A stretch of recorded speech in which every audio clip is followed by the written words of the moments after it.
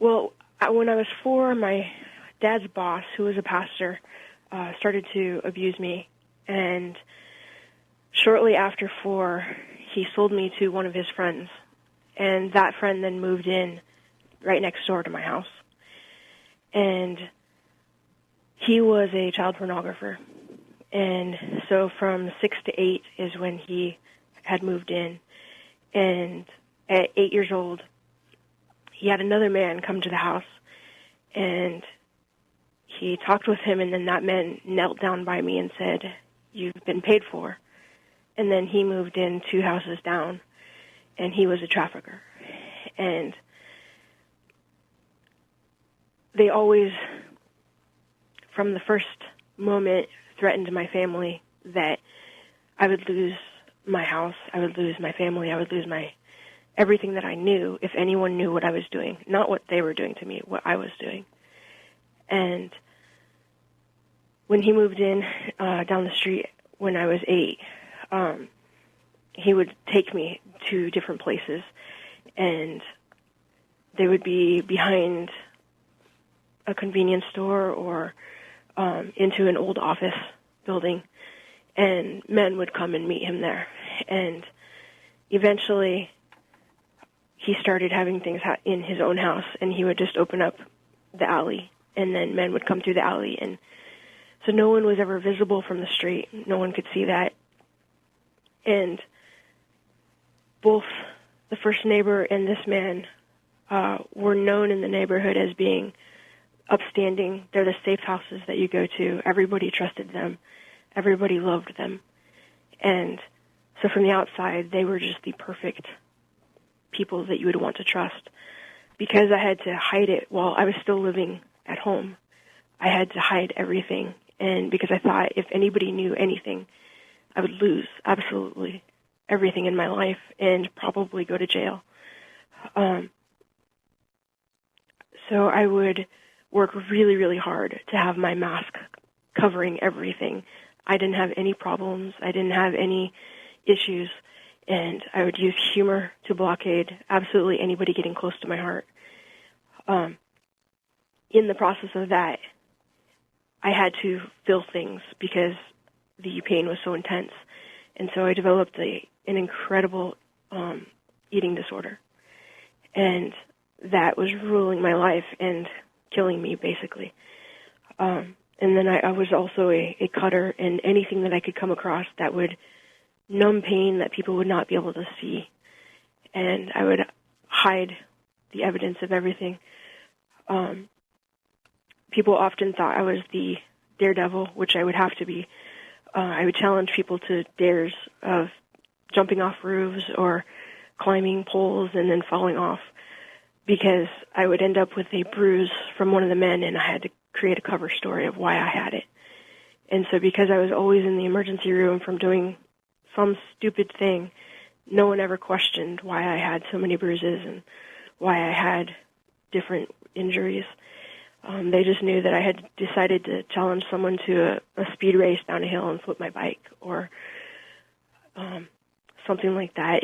And even the nurses occasionally would mention to me, apparently they didn't mention it to my parents, but they mentioned it to me, asking me about scars that I had when they were doing like gynecological exams, and they never followed procedure of what they should have done at that time. They should have reported, they should have done anything, and any movement from anyone would have saved me. And they would ask me instead, what is this? And I'd make up some huge story of why I have that scar, and I'd entertain them with the laughter of coming down from a rocket ship that I built out of wood at camp and rolled it down the hill and ended up in the lake. But I ended up getting injured in the process. And because no one actually asked the right questions and no one did the steps that they should have done of reporting it, of telling my parents, of anything, it continued until I was 14 years old. And when I was 14, I was attacked by a dog, and she ripped my face. And I believe two things were going on. One, I was aging out of what this guy wanted, but two, nobody wanted to request me anymore because I had the scars on my face. And the day that he told me that I was never to come back, I wasn't to ask to come see his daughter, I wasn't to come back to him. When I tell people that, they think, wow, that's a victorious, you are free. But to me, I had one and only identity, and I had just been told I wasn't acceptable for it. And it broke me. I completely fell apart. And I went out into his front yard, and he had a tree, and I started ripping the bark off of the tree and screaming. And it was a desert plant, and the more I ripped, the more I realized I was never getting to the heart of the tree. It was just bark. It was just bark. And I knew that this was my soul plant, that it was representing who I was. It was completely masked. It had no full identity. And I, too, was just a mask and thought that I had zero anything behind the mask because my identity I was no longer acceptable for. So the only mask I had was to be the perfect child, the perfect pastor's kid, and let people only see the smile. And years later, I went back to that house to confront the memories there, and it just happened to be on the day that the new owner of the house was cutting down that tree. And I ran up to the sidewalk, and I probably looked a little bit insane because I was cradling the tree in the driveway and just sobbing because it had like 6 inches thick of bark, but at the center was an actual tree. And at the moment that I was healing and realizing I was real, I could see that the tree that had represented me was also real. Right. Thank you so much for telling us how adaptive. I'm very impressed with how adaptive you were. You really used a lot of skill to keep yourself safe and your family. So it sounds like you were made to feel like this was your problem and that you were alone in this. Yes, absolutely. Were you surprised that adults that should have been protective, like healthcare workers and so forth, school people, weren't more clever, weren't more aware of what was going on and more helpful? I didn't expect them to be helpful because I thought if they knew, I was going to jail. And so part of me thought maybe they do know, but they're being lenient to me. They're protecting me by not getting involved because I would be the one that's ending up in jail. And the reality is that I would not have. I would have been saved, but I had been taught so much that this was entirely my fault. And several, when they would take us to like hotels and things, we would come into contact with other girls or boys, but mostly girls. But I wasn't in groups where the girls would travel together. I rarely knew them, or occasionally it would be I met them again in the room. But we all went by different names, nicknames. And just in the little bit of us talking, there would be a couple times where a stranger would wander into where we were at, or one time a police officer walked up to us, and we were so afraid. We were about 10 or 11, and we were so afraid that he was going to figure out what we were doing, that we fully covered what was going on in the room behind us, when we could have simply told him and we would have been safe, but we had no idea that we would have been safe. Well, that's a very risky transition, extremely risky. I can completely understand how you would be afraid of it. You had no reason necessarily to trust the police. Mm-hmm. What advice would you give to girls who are being trafficked right now? How to get safe, how to take care of themselves, and ultimately how to regain their self-confidence? First, I would say that it is not your fault. No matter who has told you, it is your fault. No matter who has told you you are dirty and no one would understand, no matter who has said that, they are lying. The truth is, it is not your fault. You are not to blame. You are innocent. You can text info to the number 233733 and let them know that you need help. Let them know that you are trapped. You can go to any emergency room and talk to anyone there and demand to see a sane nurse, a sexual assault nurse examiner, and they will help get everything reported. You can tell them that you are not safe where you are, even if your trafficker is not in the same state, they still hold a power over you. Even if they are not on the same continent, they still hold a power over you because of the network of people they have placed surrounding you. And they know that you know that they have people watching you. But what they don't know is community is becoming so aware, and the community is going to surround you, and the community is going to fight for you. And you have so many people on the front lines for you. You are not alone. There are organizations all over standing up to scream that the survivors are the ones that we need to save. We need to encircle. We need to pull to safety.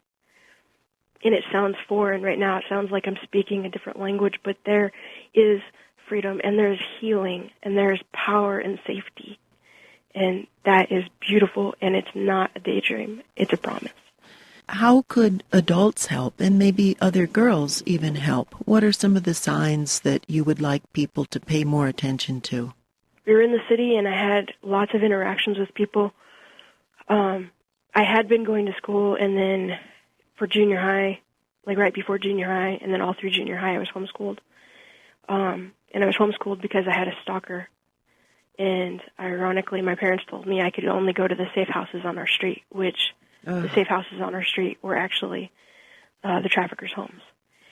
Yes, so one of the things is the very first counselor that I ever went to, I was 21, I was terrified, and my pastor had actually told me this was the only person I could go talk to. And so I went and talked to her, but she had seen me grow up. And after I told her just a brief glimpse of what had happened, she said, I always wondered because there were so many signs. And I nearly flipped the table and walked out because we think that we recognize signs, but then we listen to the other adults and we say, oh, well, they can't really be the signs that I'm thinking. But you were thinking it. Why were you thinking it? Why did it come to your mind? The people that are hurting our children and that are hurting our sisters, our daughters, our cousins, our brothers, our fathers, our friends, these people do not look like you think they are supposed to look. They aren't wearing gold chains or carrying machine guns. They are the ones that you are walking over to because you feel safer next to them. They're the ones that are clean cut. They're very gentle and very kind. They will listen to your broken heart. They will hold you and hug you. And yet, when you look around at the kids that are near them, you see that the kids have a strange interaction, or they either feel completely obligated and beholden to the person, or they don't want anything to do with them. And that moment of seeing, why is it that the kids see something different than I do? It's just paying attention to our guts. Actually, they speak and they tell us things. If someone were to suspect me of something and report me, I would be extremely thankful to the person that reported me, because you care more about the children that are in my life than the people who are just standing around. And once I'm viewed as clean and yes, I didn't do anything, we can go forward. But if we suspect something and then we go, oh, I don't want to be the person. I don't want to be the person that actually kind of upsets the boat or upsets this person, then you become the person that says what you're doing is okay. And you become the person that looks at the child and says, if you had higher value, I would have said something.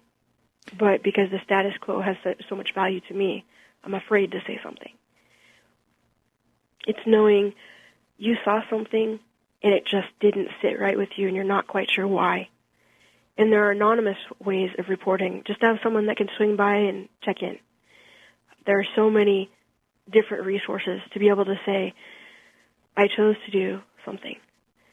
It sounds like you're describing perps as very manipulative, like very nice 1 minute, but then, obviously very cruel in other ways.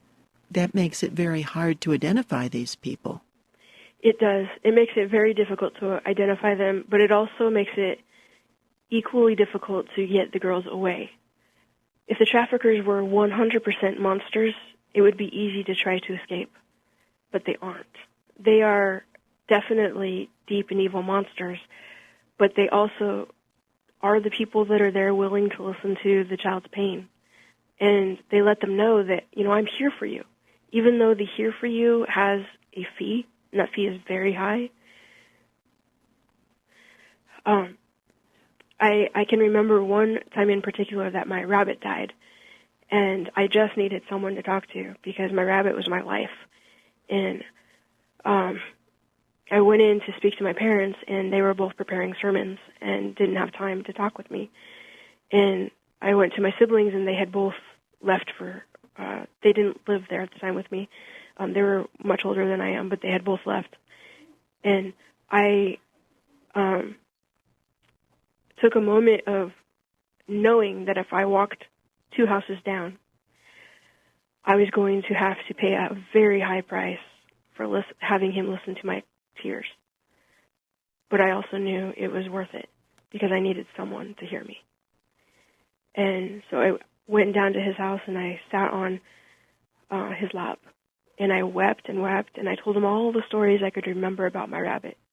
And he cried with me, and he held me, and he told me things about his animals that he had when he was a kid. And in my mind, that's one of the best memories I have, which is so horrific to think of who he was, yet he met a need that I had.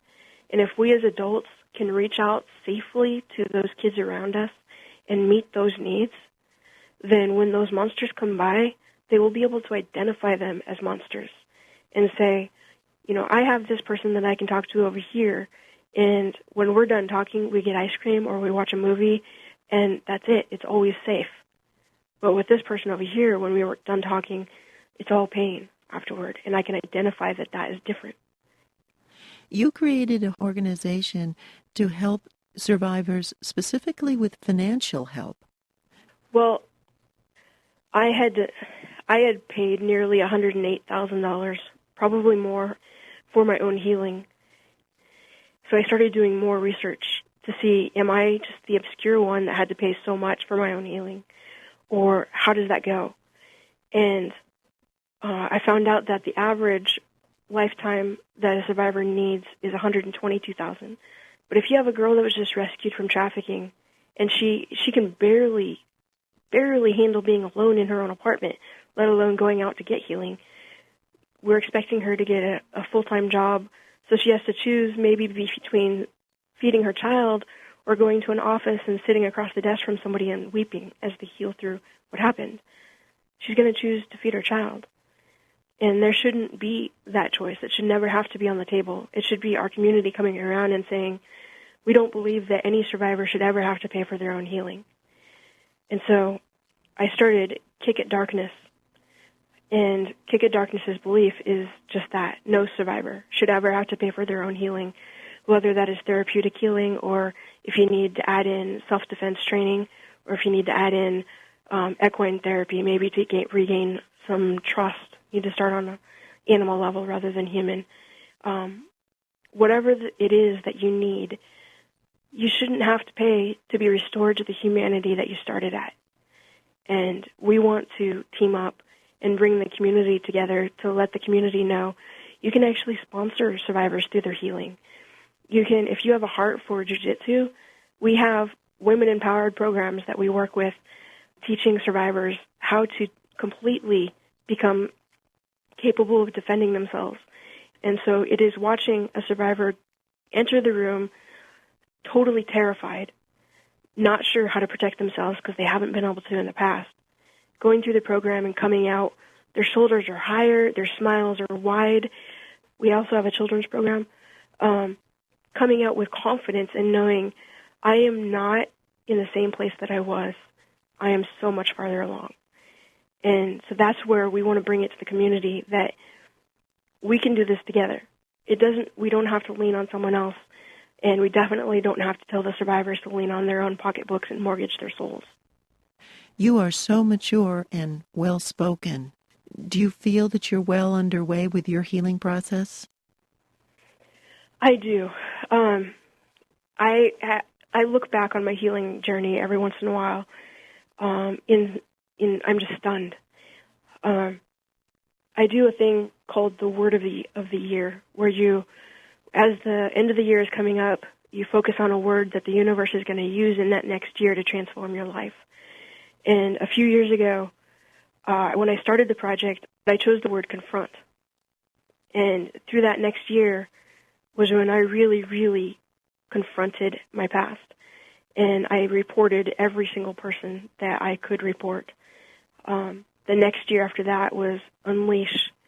And that's when Trauma Healing Services came into my life. And I was able to really start that massive overhaul in my soul and produce healing. And then this year's word is fly. And I'm bringing Kick It Darkness to the world and showing others that they too can fly. Once you've come this far, no one can take it away. Just keep going. No matter if you go back into needing to cut or something, always call for help if that comes to your mind. But no matter if that happens, you didn't lose ground.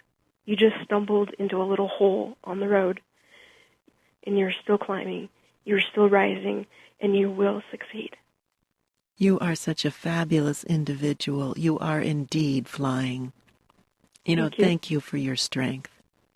And thank you for having the courage to speak up and make this a conversation that we should all be having. You're educating us, so I really appreciate that. Anything? Thank you for having a heart.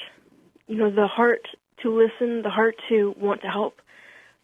That is 90% of the battle, to allow you to transform lives. And that is what we're doing.